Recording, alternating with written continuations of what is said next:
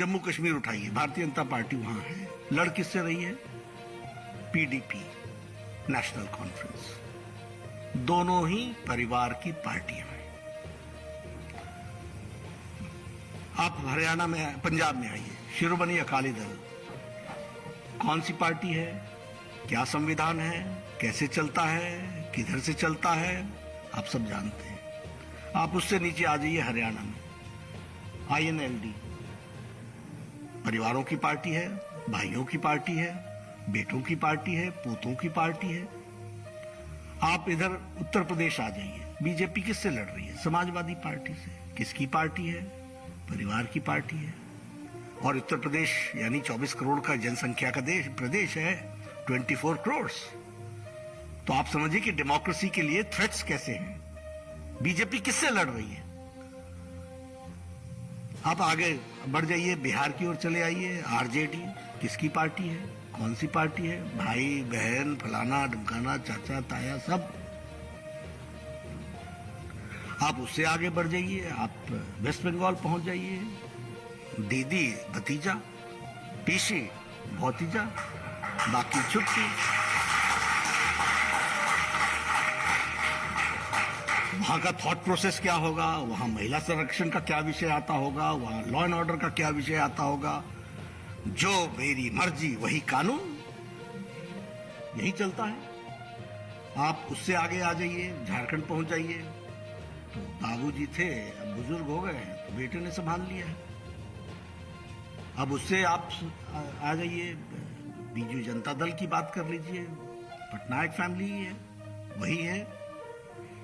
कौन चला रहा है, एमएलए का क्या रोल होगा, देखने वाला विषय है, ये सब स्टडी का विषय है।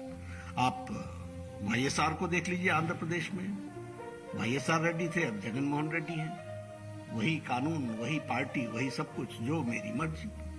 आप उससे तेलंगाना में नीचे आ जाइए, आपको केसीआर की पार्टी मिल जाएगी, टीआरएस मिल जाएगी, तेलंगाना राज्य समिति मिल जाएगी। केसीआर बेटा भी है, बेटी भी है, दामाद भी है, दामाद का बेटा भी है। नक्शा उठा करके देखोगे तो चीफ मिनिस्टर्स कंस्टिट्यूंसी, दामाद कंस्टिट्यूंसी, सन कंस्टिट्यूंसी, सब मिलजुल करके ये खड़ा है। आप तमिलनाडु आ जाइए, हमारे थम्बीदुरई साहब यहाँ बैठे हैं, करुणानिधि फैमिली उसी तरीके से चल रही है। अभी आप महाराष्ट्र में आ जाइए, शिवसेना, एनसीपी परिवार की पार्टी। आप कर्नाटक पहुंच जाइए, आप जनता दल यूनाइटेड, जनता दल एस, वहां कुमार स्वामी या देवेगौड़ा भारतीय। और सबसे दुख की बात यह है कि कांग्रेस भी ना नेशनल रह गई है, ना इंडियन रह गई है,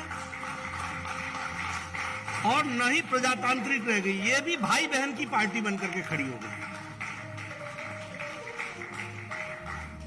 अब आप देखिए इंडियन डेमोक्रेसी का थ्रेट देखो, बीजेपी लड़ किससे रही? 18 करोड़ की पार्टी लड़ती किससे? कौन आइडियोलॉजी की बात कर रहा है, किससे आइडियोलॉजी की बात कर रहे हैं?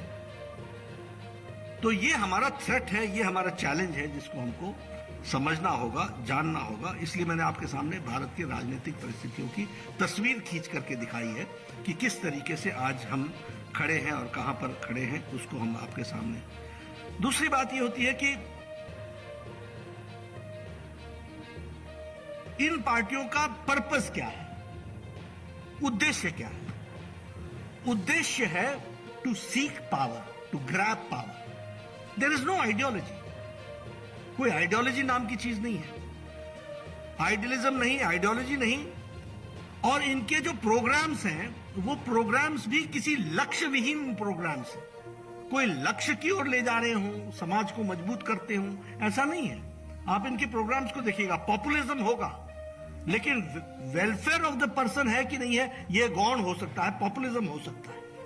तो यह भी एक बहुत बड़ा विषय है जिसको हमको ध्यान में रखना चाहिए। एक जो हमको ध्यान में आता है, क्योंकि शुरुआत बीमारी कहां से लगती है वो पहले समझिए। पॉलिटिकल पार्टीज का ग्रोथ आप देखेंगे तो ये सभी पॉलिटिकल पार्टीज पहले रीजनल पार्टीज बनी। इन्होंने रीजनल एस्पिरेशंस को जगाया और रीजनल पार्टीज के तरीके से ये बढ़ती हुई आगे आई। और इसमें भी मैं कहता हूं कांग्रेस बहुत बड़ी दोषी है, क्योंकि 60 इयर्स में उन्होंने नेशनल ऑब्जेक्टिव के आगे रीजनल एस्पिरेशंस को जगह नहीं दी। और यहां मैं बोलता हूं आइडियोलॉजी बहुत महत्वपूर्ण होती है, क्योंकि भारतीय जनता पार्टी ये विश्वास करती है यूनिटी अमंग डाइवर्सिटी, विविधता में एकता।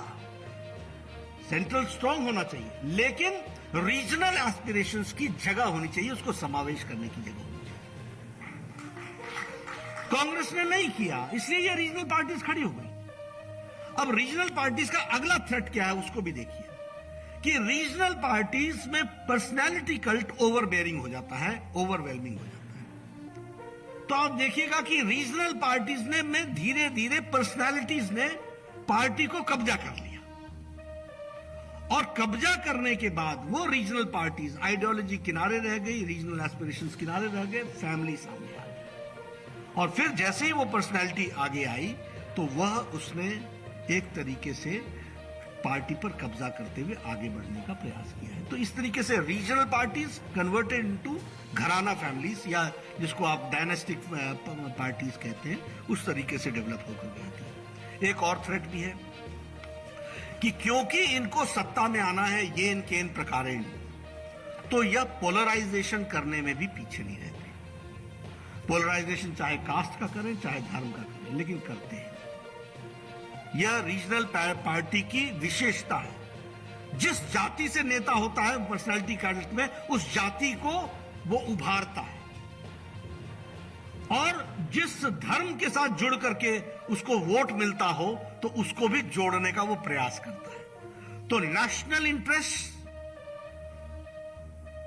शेल्फ हो जाते हैं, वो ताक पर रख दिए जाते हैं, और पर्पस फॉर पावर के लिए पोलराइजेशन भी, दोनों किस्म का पोलराइजेशन होता है, इसको भी हमको ध्यान में आता है। एक फैमिली पार्टीज में फैमिली इंटरेस्ट प्राइमरी हो जाता है, परिवार का इंटरेस्ट प्राइमरी हो जाता है, इसलिए वह अपने आप में एक तरीके से इलेक्शन प्रोसेस को भी विशिएट करता है, क्योंकि आपके यहां इलेक्शन फार्स हो जाता है। आपकी सुविधा से इलेक्शन हो रहा है तो आप करा लोगे, आपकी सुविधा से नहीं हो रहा है तो आप अवॉइड कर जाओगे, आपकी सुविधा से नहीं हो रहा तो आप अपना डेलीगेट लेकर के आ जाओगे, और इस तरीके से आप एक फॉल्टी डेमोक्रेसी में, फॉल्टी पॉलिटिकल पार्टी की दृष्टि से आप काम करते हैं। एक और बात इसमें से जो उभर करके आती है कि धीरे धीरे इन पार्टियों का, इन व्यवहारों के कारण यह भी हमको समझना चाहिए, इनका वोट बैंक धीरे धीरे श्रिंक करता है, वोट बेस भी श्रिंक करता है, क्योंकि किसी भी छोटे टारगेट का एक अल्टीमेट होता है, उससे ज्यादा वो कर नहीं सकते। ये आइडियोलॉजी ही होती है जो प्रभावित करके लोगों को लंबे समय तक खड़ा करती है। तो यह भी हमको देखने में आता है। अब कांग्रेस के सारे डिसीजंस आप उठा करके देखिए, किसने इसको छोटा किया? इनके करतूत ने छोटा किया, इनकी एक्टिविटीज ने छोटा किया। क्यों?